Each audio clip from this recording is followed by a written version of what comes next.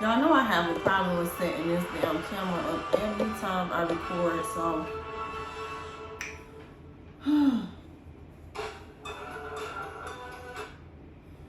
Alright, I'm gonna mute the TV because, yes, and I'm gonna take these off my head.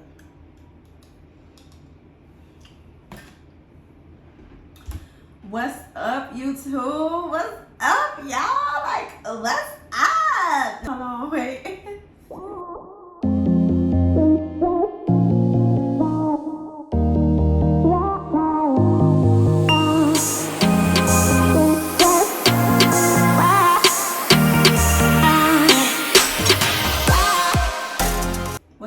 What's up? Okay, y'all, so today I am doing a video basically all about me doing hair and how it started and how I got here to Houston, Texas.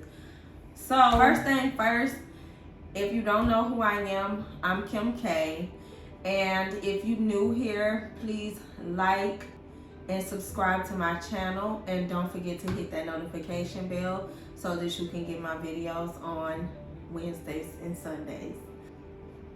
I'm just gonna jump right into it.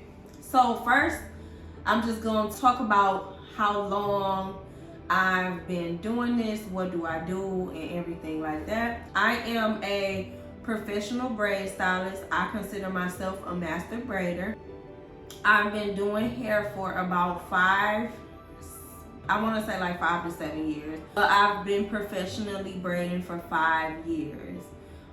It started back in 2017. I did work in the medical field for 11 years. Yeah, so anywhere in between 11 to 13 years, I was doing medical field, CNA, assisted living, home health care, and things of that sort. Left the medical field, I worked at a plant. I worked at it for about 3 months, and then I ended up started braiding hair. I hit rock bottom and I had no way to pay my bills or, get money from my children. And I decided, well, one of my sisters had suggested that I start braiding hair. So I started braiding hair and I did not like it. I did not want to braid hair. It took too long. I was like, no, I don't want to do it. And at first it was just a hobby for me. It was just something that, just to give me some money, just to get me by, to get my kids some food on the table. And then I ended up, like I said, I hit rock bottom. I was homeless. I didn't have any income. So I ended up getting a job, but by that time I wanted to do hair. I just wanted to braid hair. I felt like it was constant income. I felt like I was getting more clientele, and I felt like if I solely focused on braiding, that it would be successful. I ended up, just pretty much just taking it serious. I prayed about it, and it became like a thing for me. I enjoyed it. I really liked braiding hair, so a lot of people were asking me for styles that I just feel like was like out of the ordinary for me. I was like, they was bringing these tribal braids to me. They was bringing all these different braids to me. And I was just like, no. I said, well, Kim, if you can braid, you can do this, So I challenged myself, and I'm the person, I'm always up for a good challenge. So I decided, why not give it a try? And I was like, I was giving everything with the braids, and I became like one of the best braiders in my city. Basically made a business out of it from there. And back then when I started braiding, like, braiding was not a business. It was just something like a hobby for everybody. Nobody was making it a business or a thing, you know what I mean? So, or even like a real business. Like, if y'all know what I mean. I started taking it serious, and I started getting more and more clientele, and that's when I started building my business behind it. I was working from home, and I decided to go into a shop. And when I went into the shop, I actually was paying attention to how the shop was ran and how you can get clientele and how to conduct yourself as far as a businesswoman. Because when I first started braiding, I did not care. I didn't care how I looked. When I was braiding, I didn't care. I just didn't care. Like, it was just a hobby. It was just something to do. Like, so I was always in the house. I didn't even care about having a car. When I would have to go get hair or hair products or anything, I'd be mad because nobody wanted to take me to the hair store or anything like that. My mom was like, you need a car. I just started, you know, paying attention to how business was ran and taking care of myself. And, you know, I remember this one particular time I was at the dollar store and this girl, she was like, they know who you is. And I was like, huh? And she was like, they know you. She was like, you out here popping. And I was like, okay, you know. And then that's what like clicked in my head. Like, you gotta pick your game up. You know, people, you are what you attract. So, you know, you gotta present yourself a lot better when it comes to conducting this as a business. If this is gonna be a business, you have to look like you are a businesswoman. Back then, like when I first started braiding, I was going through a lot. I was so depressed. I didn't even want to look myself in the mirror. So a lot of times I never cared about how I looked or anything like that. Moving forward, I was at that shop for about 2 years and I ended up getting my own salon suite. I decorated it how I wanted it and everything like that, and I had my own spot. Like, you know, it was amazing the way that I level up, and I always try to be a better me than I was last year, if that makes sense. So it was amazing. Like, I went from being homeless. I ended up getting a 3-bedroom, 2-bathroom house. I moved up even during the pandemic. It was an amazing journey. It was a transition that I would never forget. I was blessed. Like, I was extremely blessed during the pandemic. During the pandemic is when I opened up my hair salon, my salon suite. They painted, they got my whole salon suite together within like a week or so of me getting it, and had it looking just like how I wanted it to look. And I was right back working. Like, I was like, it was amazing. Once I like started realizing like I want to do more, I started getting bored. I started getting bored with my work. I just started not giving a fuck. I really did. Like, I didn't care about doing hair. I didn't care about showing up to work. I didn't care about who wanted their hair done. I was not trying to book people appointments. I was literally shutting down my website. And then I was just like thinking to myself, like, what is it? Like, what is going on with you? I'm the type of person, I will check myself. And I'm definitely gonna see like what is going on with me. And I love it. It's a passion for me. So I didn't want to lose that passion. I had to like, what is it, Kim? What do you need to make this better? And it was, I needed to leave. I needed to move out of that city. I've accomplished everything in that city that I wanted to. I literally did what I said I was gonna do. I was gonna get my clientele together, get my own salon suite, and then yeah, and it all worked out. Anybody who is an entrepreneur, you know what it feels like to get bored with the same thing over and over and over again. So you have to find out what you want to do that's different. And I had to figure out what I wanted to do that was different. And what I did was I moved. I decided to move here to Houston, Texas. I decided, like, in my mind, I just said, like, I don't want to be here next year.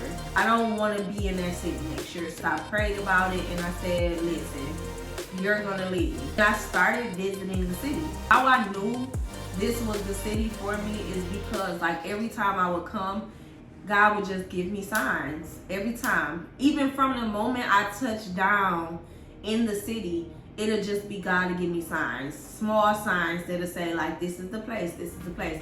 2/22/22, yes, I was here. I was here in Houston, Texas on that day. Everybody was like, it's 2/22/22. And you know, this is the year of luck, and this is the year of prosperity. And I literally was here in Houston, and I was like, this is where I need to be. This is what I'm gonna do. And I made it my business. I passed my flyers out, and I just gave it to God. I just was like, this is where I'm gonna be. I can feel it in my soul that this is where I'm supposed to be. The third trip of me coming here, I got in an Uber and I met the guy that worked here. I had already picked my city. He picked me up in an Uber and he was asking me like, what do you do? And you know, and I was telling him, and he was like, oh yeah, we got a shop in Humble. And I'm like, wow, that's funny because I actually work up there. Like, that's where I travel to do hair. And he was like, yep, I can connect you with the owner. I ended up connecting with the owner, and that's how I got this salon suite, you know? And it was just amazing because, like I said, God will order the steps for you. It all worked out for me. It was amazing. And even moving here, the only thing that really was a challenge was me driving here. Yeah, and the reason why I moved here was because, like I said, I had got bored and I wanted more. I wanted to do more. I wanted to expand my business. Yes, braiding is my passion, and braiding is something that I enjoy doing with absolutely all my heart. I also want to do a lot of other things, and I want more to attach on to my business career. And yeah, it led me to Houston, Texas, and I'm here, and it has been nothing but an amazing journey. I have to always remind myself that you're not here by mistake, you know, so it just takes time, prosperity, having faith, and just allowing God to order my steps. I am definitely looking forward to doing more with my business career. I have a lot of things planned, and I want you guys to be on that journey. I wanted you guys to see how I went from Michigan to Texas. So anybody out there who is looking to expand their business or looking to move in general, I just say go for it. The person that I am, be outside of being a braider, I am a person that is a person up for the challenge. I've always been that way. I'm always dedicated to anything that I say I'm gonna do. Like, if I say I'm gonna do it, trust and believe I got my mind made up about it. So there's nobody on this earth that's gonna stop me from accomplishing what I want to accomplish. Yeah, so, and y'all see I cut my hair off. I don't look for opinions from others. I don't look for nobody to give me the okay, the go ahead, or anything. I follow my spirit, and yeah, this braiding journey is an amazing thing. Like, I really am proud of myself and how far I've come. I'm like literally like, girl, every day I wake up, I'm like, girl, you in Houston. Like, you in Houston. Like, you literally got your butt up and drove 22 hours to Houston. Yes, I did. And I was determined to get here. Like, drove 22 hours with 1 hour of sleep. Y'all, I was determined. And better know, by the time I got here, I was fucked up. Okay, my head was all the way out of there. Like, I was mentally total. Okay, so yeah, don't do what I did. Do not do what I did. But definitely, if you want to go for your dreams, just go for it. You don't want to be 50 or 60 and just saying like, oh, I wish I would have did that back when I was 20 or 30. You know, and then you have resentments in your life for not accomplishing a goal. My biggest saying to everybody, the best things in life are on the opposite side of fear. So always remember, even though you're scared, do not let that deter you from accomplishing what you want to accomplish. If it's something you want to do, even if it's skydiving, just something I never do, but to each his own. And I always say, if it's something you want to do, go for it. Go for it. Don't let nobody stop you. Don't let nobody tell you. Because when I decided to move to Houston and I was telling people, guess what people were saying? It's hot, the traffic crazy, people are crazy, it flooded a lot. Whatever the case may have been, people were saying it. Everything that you could think of. At first, I was afraid. I was like, oh my God, like all this stuff people telling me. people will project their fears onto you. And won't lie to you, I was afraid. I was like, ooh, traffic is crazy. When I came here for my birthday in 2020, traffic was freaking out of insane. I come from a small town and traffic do not be like that. But guess what? I've been here for almost 3 months and I be rolling in that traffic. Fuck that traffic, okay? If I want to do something, I'm gonna do it and I do not care, okay? That is not gonna stop me from accomplishing what I want to accomplish. It's gonna be a lot of things in life that's going to have you like, I don't want to do that because I don't want to face that. I say lean into that fear. If you want to do it, do it. And that's all I can tell y'all. So yeah, that's my story about how I became a braider and where I'm at now. I'm just I'm just grateful for where I am now and allowing myself to lean into my fears. Even when I started traveling here, y'all, I was terrified, like, to get on the plane. I was terrified to get on the plane by myself. I had been on the plane plenty of times before I even traveled here by myself. And now I literally jump on the plane, jump off the plane, I be gone. Baby, let me tell y'all, I be in and out all the time. I literally leave here every month and go back to Michigan and do hair. When I look back at the very first time I got on the plane by myself, I was terrified. I was like, Lord, no, I don't want to go by myself. I don't want to go by myself. Never mind. And he was like, no, you're going. You're going, you know. And I got on that plane, and do you know, like I told y'all, every little thing he does, he shows you like it's gonna be okay. I met this girl at the airport that was going to Houston at the same time I was, and you know, we talked about braiding and I wanted to pass my flyers out, and she was like, go ahead. She was like, don't be afraid. And she was like, they either gonna take them or they not. I got on the plane, and do you know, this girl was sitting right by me, like right by me, and it was so cool. We got off the plane, we took pictures by the Houston sign. It was just amazing. My story. I don't want to take up too much time. I'm already 25 minutes in. If you got any questions, just, if you want to, just comment down below.